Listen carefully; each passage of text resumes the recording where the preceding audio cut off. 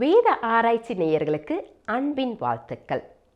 கடந்த நிகழ்ச்சியில் நாம் பாரம்பரியங்கள் ஒழுக்கங்களை கெடுக்கக்கூடாது, சடங்காச்சாரங்களை விட நம்முடைய இருதயத்திலிருந்து என்ன வெளியே வருகிறது என்பதுதான் முக்கியம். நம்முடைய பிள்ளைகள் எதை வாசிக்கிறார்கள், எதை பார்க்கிறார்கள் என்பதை குறித்த அக்கறை உள்ளவர்களாக இருக்க வேண்டும் என்பதை கற்றுக்கொண்டோம். இன்று நாம் கானானிய ஸ்திரீ இயேசுவிடம் எவ்விதமாக வேண்டிக் கொண்டாள், இயேசுவை மேசியா என்பதை வெளிப்படுத்தும் சம்பவம் என்ன, மக்தலா என்பது என்ன, அது எங்கே இருக்கிறது, இயேசு பரிசேயர்களுக்கும் வேத பாரகர்களுக்கும் கொடுத்த அடையாளம் என்ன, இயேசு கொடுத்த அடையாளத்தை அவர்கள் ஏற்றுக்கொண்டார்களா? இவை எல்லாவற்றிற்கும் விடை காண தொடர்ந்து நிகழ்ச்சியினை பாருங்கள். அருமையானவர்களே, இன்று நாம் மத்தேயு எழுதின சுவிசேஷம் 15ஆம் அதிகாரம் 25ஆம் வசனம் முதல் சிந்திக்க வேண்டும். கடந்த நிகழ்ச்சியிலே இயேசு கிறிஸ்து பரிசேயரிடத்திலே பாரம்பரியத்தை விட தேவனுடைய கற்பனை முக்கியமானது என்றும், கை கழுவுவதை விட இருதயத்திலே சுத்தமாயிருப்பதே முக்கியம் என்பதையும் எடுத்துச் சொன்னார். பின்னர் அவ்விடம் விட்டு தீர் சீதோன் பட்டணங்களிலே போய் ஊழியத்தை ஆரம்பித்த பொழுது கானானிய ஸ்திரீ ஒருத்தி, ஆண்டவரே, தாவீதின் குமாரனே, எனக்கு இரங்கும் என்று கூப்பிட்டாள். அவளுடைய மகள் பிசாசினாலே கொடிய வேதனைப்பட்டு கொண்டிருந்தாள். ஆனால் இயேசு அவளுக்கு பதில் சொல்லவில்லை. அப்பொழுது சீஷர்கள் அவளை அனுப்பிவிடும் என்றார்கள். அப்பொழுது இயேசு என்ன சொன்னார்? காணாமற் போன ஆடுகளாகிய இஸ்ரவேல் வீட்டாரிடத்திற்கு அனுப்பப்பட்டேனே அன்றி மற்றபடி அல்ல என்றார். இப்பொழுது மத்தேயு 15ஆம் அதிகாரம் 25 முதல் 28 வசனங்களை பார்க்க வேண்டும். அவள் வந்து, ஆண்டவரே, எனக்கு உதவி செய்யும் என்று அவரை பணிந்து கொண்டாள். அவர் அவளை நோக்கி, பிள்ளைகளின் அப்பத்தை எடுத்து நாய்க்குட்டிகளுக்கு போடுகிறது நல்லதல்ல என்றார். அதற்கு அவள், மெய்தான் ஆண்டவரே, ஆயிலும் நாய்க்குட்டிகள் தங்கள் எஜமான்களின் மேஜையிலிருந்து விடும் துணிக்கைகளை தின்னுமே என்றாள். கவனித்தீர்களா? இப்பொழுது நாம் வாசித்த வண்ணமாக அவள் தன்னை தாழ்த்தி இயேசுவிடம் கேட்டாள். புறஜாதியான அவள் எந்த வகையிலேயும் தாவீதின் குமாரனே என்று அழைப்பதற்கு உரிமை இல்லை. என்றாலும் வந்து அவரை பணிந்து கொண்டாள் என்று வாசிக்கிறோம். அவரை ஆண்டவரே என்று சொல்வதை நாம் பார்க்கிறோம். பிள்ளைகளின் அப்பத்தை எடுத்து நாய்க்குட்டிகளுக்கு போடுகிறது நல்லதல்ல என்று இயேசு கூறினார்.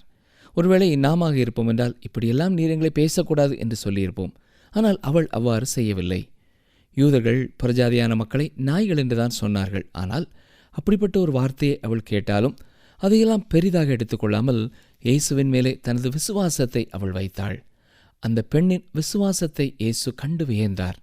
வருத்தப்பட்டு பாரம் சுமக்கிறவர்களே, நீங்கள் எல்லாரும் என்னிடத்தில் வாருங்கள், நான் உங்களுக்கு இளைப்பாறுதல் தருவேன் என்று சொன்னவர் அவளுடைய விசுவாச வார்த்தைகளை பார்த்து அவளுடைய மகளை குணமாக்கினார். வசனங்கள் 29-30 பாருங்கள். இயேசு அவ்விடம் விட்டு புறப்பட்டு கலிலேயா கடலருகே வந்து ஒரு மலையின் மேல் ஏறி அங்கே உட்கார்ந்தார். அப்பொழுது சப்பானிகள், குருடர், ஊமையர், ஊனர் முதலிய அநேகரை திரளான ஜனங்கள் கூட்டிக் கொண்டு இயேசுவினிடத்தில் வந்து அவர்களை அவர் பாதத்திலே வைத்தார்கள். அவர்களை அவர் சுஸ்தப்படுத்தினார். கவனித்தீர்களா? மீண்டுமாக திரள் கூட்டமான வியாதியஸ்தர்கள் வந்து சுகம் பெறுகிறார்கள். 1-2 பேர் அல்ல, திரளான கூட்ட ஜனங்கள். எனவேதான் அவரை எதிர்த்த ஒருவரும் அவருடைய அற்புதம் செய்யும் வல்லமையை குறித்து கேள்வி எழுப்பவில்லை. குணமாக்கும் வரத்தை குறித்து குழப்பமடையவில்லை. வசனங்கள் 31-32 பாருங்கள். ஊமையர் பேசுகிறதையும் ஊனர் சொஸ்தமடைகிறதையும் சப்பானிகள் நடக்கிறதையும் குருடர் பார்க்கிறதையும் ஜனங்கள் கண்டு ஆச்சரியப்பட்டு இஸ்ரவேலின் தேவனை மகிமைப்படுத்தினார்கள். பின்பு இயேசு தம்முடைய சீஷர்களை அழைத்து, ஜனங்களுக்காக பரிதபிக்கிறேன். இவர்கள் என்னிடத்தில் 3 நாள் தங்கியிருந்து சாப்பிட ஒன்றுமில்லாதிருக்கிறார்கள். இவர்களை பட்டினியாய் அனுப்பிவிட எனக்கு மனதில்லை, வழியில் சோர்ந்து போவார்களே என்றார்.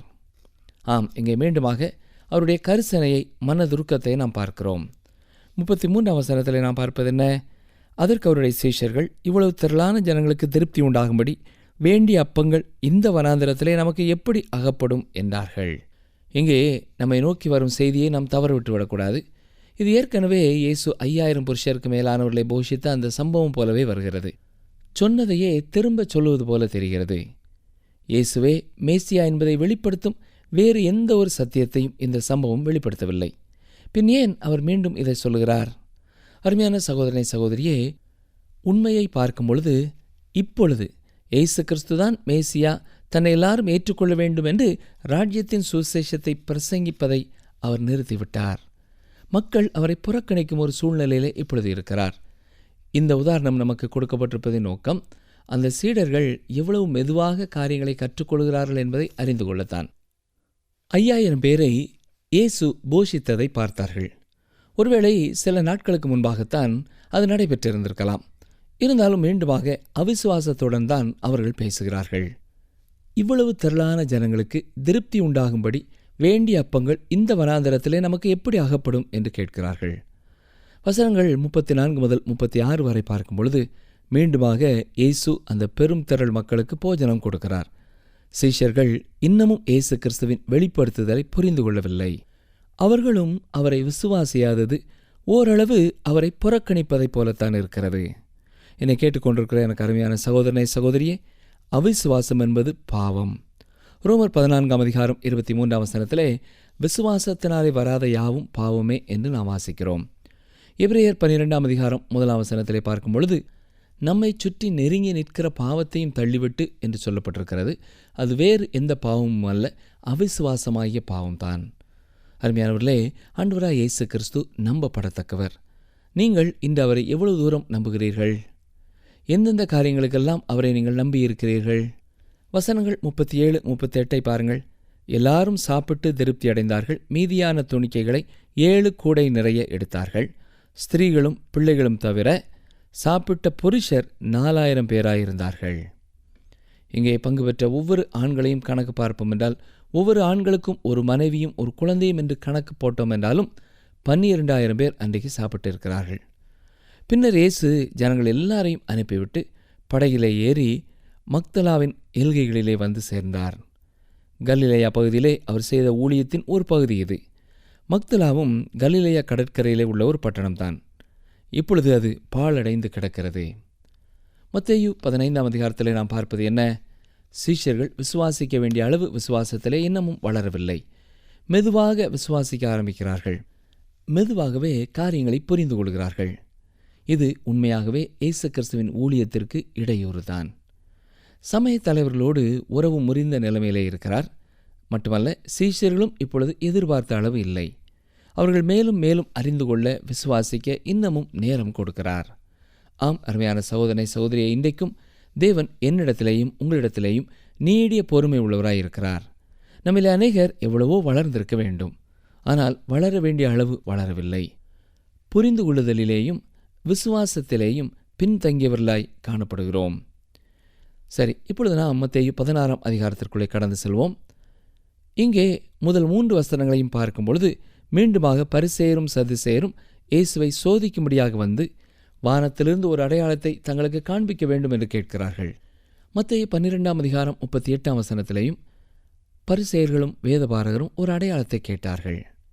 அப்பொழுது யோனாவை குறித்த அடையாளத்தை இயேசு அவர்களுக்கு நினைவுபடுத்தினார். மீண்டும் அதையே தான் கூறப்போகிறார். என்றாலும் சீதோஷ்ண நிலையெல்லாம் கணிக்க தெரிந்த உங்களுக்கு காலங்களை நிதானிக்க முடியாதா என்று கேட்கிறார். ஆனால் உண்மையிலே இந்த மத தலைவர்கள் இயேசுவை சோதிக்கும்படியாக, வலையிலே சிக்க வைக்கும்படியாகத்தான் யோசிக்கிறார்கள். இங்கே 2வது முறையாக அவர்களை பார்த்து அவர் மாயக்காரரே என்று அழைக்கிறார். மத்தேயு 16:4 பாருங்கள். இந்த பொல்லாத விபச்சார சந்ததியார் அடையாளம் தேடுகிறார்கள். யோனா தீர்க்கதரிசியின் அடையாளமே அன்றி வேறே அடையாளம் இவர்களுக்கு கொடுக்கப்படுவதில்லை என்று சொல்லி அவர்களை விட்டு புறப்பட்டு போனார். இயேசு கிறிஸ்து அவர்களுக்கு அநேக அடையாளங்களை கூறியிருக்கிறார். ஆனாலும் அவர்கள் அதை ஏற்றுக்கொள்ளவில்லை. 2வது முறை யோனாவின் அடையாளத்தை நினைவுபடுத்துகிறார். மத்தேயு 12 வசனத்திலே நான் வாசித்தது போல, யோனா இரவும் பகலும் 3 நாள் ஒரு பெரிய மீனின் வயிற்றில் இருந்தது போல மனுஷகுமாரனும் இரவும் பகலும் 3 நாள் பூமியின் இருதயத்தில் இருப்பார் என்று சொன்னார். ஆனாலும் பரிசேயர்களும் சதுசேயர்களும் இந்த அடையாளத்தை ஏற்றுக்கொள்ள மனதற்றவர்களாக இருந்தார்கள். இந்த அதிகாரத்திலே இயேசு கிறிஸ்துவை குறித்து 3 வித்தியாசமான கருத்துக்களை நாம் பார்க்கலாம். பரிசேயர்களும் சதுசேயர்களும் இயேசுவை மேசியாவாக ஏற்றுக்கொள்ளவில்லை. திரள் கூட்டமான ஜனங்கள் அவர் யோவான் ஸ்நானகன் என்றும் எலியா என்றும் எரேமியா என்றும் அல்லது வேறு தீர்க்கதரிசி என்றும் எண்ணினார்கள். அவர்கள் அவரை மேசியாவாக கண்டுகொள்ளாவிட்டாலும் அவருக்கு முக்கியத்துவம் கொடுக்கிறார்கள். அவரை உயர்வாய் நினைக்கிறார்கள். 3வதாக, இயேசுவின் சீடர்களுடைய கருத்துப்படி அவர்கள் மட்டுமே இயேசுவை மேசியா என்று விசுவாசிப்பதை நாம் பார்க்கலாம். மத்தேயு 16 4 கடைசியிலே அவர்களை விட்டு புறப்பட்டு போனார் என்பது அவர்களோடு அவர் சாதாரணமாய் பேசி உறவு கொண்ட காரியத்திலே ஒரு முடிவு வந்தது என்பதை நமக்கு வெளிப்படுத்துகிறது. மட்டுமல்ல, சீடர்களிடத்திலேயும் இவர்களை குறித்து எச்சரிப்பு கொடுக்கிறார். சரி, மத்தேயு 16ஆம் அதிகாரம் 5 முதல் 7 வசனங்களை பாருங்கள். அவருடைய சீஷர்கள் அக்கறை சேர்ந்தபோது அப்பங்களை கொண்டு வர மறந்து போனார்கள். இயேசு அவர்களை நோக்கி, பரிசேயர் சதுசேயர் என்பவர்களின் புளித்த மாவை குறித்து எச்சரிக்கையாயிருங்கள் என்றார். நாம் அப்பங்களை கொண்டு வராதபடியால் இப்படி சொல்லுகிறார் என்று அவர்கள் தங்களுக்குள்ளே யோசனை பண்ணி கொண்டார்கள். அருமையானவர்களே, மத்தேயு 13ஆம் அதிகாரத்திலேயே புளிப்பு என்று சொல்லும் பொழுது அது தீமையை குறிக்கிறது, நன்மையை குறிக்கவில்லை என்பதை நாம் அறிந்து கொண்டோம். ஞாபகம் இருக்கிறதா? இங்கேயும் இயேசு புளித்த மாவை குறித்து எச்சரிக்கையாயிருங்கள் என்று சொல்லும் பொழுது அது வரவேற்கப்படத்தக்கது அல்ல என்பதை புரிந்து கொள்ள வேண்டும். முதலாவது, அவர்கள் அதை புரிந்து கொள்ளவில்லை. அப்பம் கொண்டு வராததை குறித்து இயேசு அவ்வாறு சொல்கிறார் என்று நினைத்து கொண்டார்கள். வசனம் 8 முதல் 12 வரை பாருங்கள். அங்கே இயேசு சீடர்களை பார்த்து, அற்ப விசுவாசிகளே, அப்பங்களை கொண்டு வராததை குறித்து நீங்கள் உங்களுக்குள்ளே யோசனை பண்ணுகிறது என்ன என்று கேட்கிறார். 5000 பேரை போஷித்து மீதி எடுத்த கூடைகளை நினைவுபடுத்துகிறார். 4000 பேரை போஷித்து மீதி எடுத்ததை நினைவுபடுத்துகிறார். பின்னர் 11ஆம் வசனத்திலே சொல்லும் பொழுது, பரிசேயர் சதுசேயர் என்பவர்களின் புளித்த மாவுக்கு எச்சரிக்கையாயிருக்க வேண்டும் என்று நான் சொன்னது அப்பத்தை குறித்து சொல்லவில்லை என்று நீங்கள் உணராதிருக்கிறது எப்படி என்றார். இயேசு கிறிஸ்துவின் கருத்துப்படி இந்த புளித்த மாவு என்று சொல்லும் பொழுது தவறான கொள்கைகளை அது குறிக்கிறது. சதுசேயர் பரிசேயர் தவறான கொள்கைகளை உடையவர்களாக இருந்தார்கள். அதுதான் தீமையானது. புளித்த மாவை சுவிசேஷத்திற்கு நாம் ஒருபொழுதும் ஒப்பிடக்கூடாது. புளித்தமா என்பது எப்பொழுதுமே தீமையை குறிக்கிறதா இருக்கிறது. ஏனென்றால் இயேசு கிறிஸ்துவே இதை குறித்து பல முறை கூறியிருக்கிறார். வசனம் 13 பாருங்கள். பின்பு இயேசு பிலிப்பு செசரியாவின் திசைகளில் வந்தபோது தம்முடைய சீஷரை நோக்கி, மனுஷகுமாரனாகிய என்னை ஜனங்கள் யார் என்று சொல்லுகிறார்கள் என்று கேட்டார். மத்தேயு எழுதின சுவிசேஷம் வேத புத்தகத்திலே மிக முக்கியமான ஒரு புத்தகம் என்று நான் கூறியிருக்கிறேன். எனவே இதிலே நாம் சிந்திக்கிற ஒவ்வொரு சம்பவங்களையுமே தெளிவாக மனதிலே வைத்திருக்க வேண்டும். கூர்மையான வேறுபாடுகளை கவனித்து மனதிலே பதித்துக் கொள்ள வேண்டும். பாலஸ்தீன பகுதியின் வரைபடத்தை பார்த்திருப்பீர்கள் என்றால் 3 செசரியாக்களை நாம் பார்க்கலாம். செசரியா பிலிப்பி என்பது கலிலேயா கடலுக்கு வடக்கு பக்கத்திலே இருக்கிறது. இயேசு கிறிஸ்து வடக்கு புறத்திலே இருக்கிறார். இப்பொழுது அங்கே இருந்து அவர் நேராக எருசலேமை நோக்கி சிலுவையை நோக்கி புறப்பட போகிறார். இந்த பிரயாணத்தை அவர் மேற்கொள்ளும் முன்னதாக அவருடைய சீடர்களுடைய இருதயத்திலே 2 முக்கியமான காரியங்கள் ஆழமாய் பதிய வேண்டும். ஒன்று, அவர் யார் என்பது. இரண்டாவதாக, அவர் என்ன செய்ய போகிறார் என்பது. என்னை கேட்டுக்கொண்டிருக்கிற எனக்கு அருமையான சகோதரனே சகோதரியே, நம்முடைய வாழ்க்கையிலையும் இந்த 2 காரியங்களை குறித்த தெளிவும் நமக்கும் தேவை. இயேசு கிறிஸ்து யார் என்பதை குறித்து நாம் தெளிவாக அறிந்து கொள்ள வேண்டும். இரண்டாவதாக, அவர் என்ன செய்தார் என்பதையும் நாம் தெளிவாக புரிந்து கொள்ள வேண்டும். இதை நாம் அறிந்தவர்களாக இருந்தால்தான் நம்முடைய விசுவாசத்தினாலே நாம் ரட்சிப்பை பெற்றுக்கொள்ள முடியும். முதலாவதாக இங்கே இயேசு கேட்கிற கேள்வியை கவனியுங்கள். மனுஷகுமாரனாய் என்னை ஜனங்கள் யார் என்று சொல்கிறார்கள் என்று கேட்டார். ஆம் அருமையானவர்களே, இன்றைக்கும் அவர் இந்த கேள்வியைத்தான் கேட்டுக்கொண்டிருக்கிறார். இந்த உலகத்திலேயே வாழ்ந்தவர்களிலே பலவிதமான கருத்துக்களை பெற்றுக்கொள்கிறவர் இவர்தான். இப்பொழுது மக்கள் என்ன சொல்கிறார்கள்? அவரை மிக நெருக்கமாக பின்பற்றியவர்கள் என்ன சொல்கிறார்கள்? சரி, இதே கேள்வியை இன்றைக்கு நாம் தெருவிலே போகிறவர்களிடத்தில் கேட்டாலும் இப்படிப்பட்ட பலவிதமான பதிலைத்தான் அவர்களும் சொல்லுவார்கள்.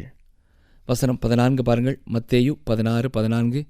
அதற்கு அவர்கள், சிலர் உம்மை யோவான் ஸ்நானன் என்றும் சிலர் எலியா என்றும் வேறு சிலர் எரேமியா அல்லது தீர்க்கதரிசிகளில் ஒருவர் என்றும் சொல்லுகிறார்கள் என்றார்கள். யோவான் ஸ்நானனை ஒரு சிறந்த மனிதனாக மக்கள் அறிந்திருந்தார்கள். இன்றைக்கும் நம்முடைய சமுதாயத்திலேயும் இயேசு கிறிஸ்துவை ஒரு நல்ல போதகர் என்று அநேகர் கூறுகிறார்கள். இன்னும் சிலர் என்ன சொன்னார்கள்? இயேசு கிறிஸ்துவை எலியா என்றார்கள். எலியாவும் ஒரு சிறந்த மனிதராக கருதப்பட்டார். அதே போலத்தான் இன்றைக்கும் இயேசு கிறிஸ்துவையும் அநேகர் சிறந்த மனிதர்களிலே ஒருவர் என்று சொல்கிறார்கள். மூன்றாவதாக சிலர் அவரை எரேமியா என்றார்கள். எரேமியா கண்ணீர் சிந்தும் ஒரு தீர்க்கதரிசி. இயேசு கிறிஸ்து கண்ணீர் வடித்ததையும் மக்கள் கண்டிருக்கிறார்கள். எரேமியாவைப் போல ஒரு பெரிய தீர்க்கதரிசி என்று மக்கள் ஒத்துக்கொண்டார்கள். சரி, நான்காவதாக ஒரு கூட்ட மக்கள் தீர்க்கதரிசிகளிலே ஒருவர் அவர் என்று சொன்னார்கள். எனவே இயேசு கிறிஸ்துவை குறித்து பல்வேறு கருத்துக்கள் நிலவி வந்தது. இதுதான் அன்று வாழ்ந்த சாதாரண மக்களுடைய கருத்து கணிப்பு. இதை குறித்து போதகர் ஒருவர் பேசிய பொழுது ஒரு வாலிப சகோதரன் தெருவிலே போய் உண்மையாகவே தான் சந்தித்த மக்கள் எல்லாரையும் பார்த்து, இயேசு கிறிஸ்துவை யார் என்று நினைக்கிறீர்கள் என்று ஒவ்வொருவராக கேட்டான். சிலர் சொன்னார்கள், இந்த உலகம் கண்ட போதகர்களிலே அவர்தான் சிறந்தவர் என்று சொன்னார்கள். இன்னும் ஒருவர் சொன்னார், அவர் ஒரு மதத்தை ஸ்தாபிக்க வந்தவர் என்று சொன்னார். மூன்றாவதாக வேறு ஒருவர், அவர் நல்ல ஒரு மனிதன் என்று சொன்னார். அது மட்டுமல்ல, இன்னும் சிலர் இந்த காலகட்டத்திலே வாழுகிற சிறந்தவர்கள் என்று கருதப்படுகிறவருடைய வரிசையிலே அவரை வைத்து சொன்னார்கள். ஆம், அன்றைக்கும் அப்படித்தான் சிலர் தீர்க்கதரிசிகளிலே ஒருவர் என்று சொன்னார்கள். சரி, இப்பொழுது இயேசு கிறிஸ்து அதே கேள்வியை தன்னுடைய சீடர்களிடத்திலே கேட்கிறார். பாருங்கள், மத்தேயு 16:15-16 வசனங்கள். அப்பொழுது அவர், நீங்கள் என்னை யார் என்று சொல்கிறீர்கள் என்று கேட்டார். சீமோன் பேதுரு பிரதியுத்தரமாக, நீர் ஜீவனுள்ள தேவனுடைய குமாரனாகிய கிறிஸ்து என்றான். சீஷர்கள் ஒரு தெளிவான தீர்மானத்திற்குள்ளே வந்து அவர் யார் என்பதை அறிக்கை செய்ய வேண்டிய ஒரு நேரம் வந்துவிட்டது.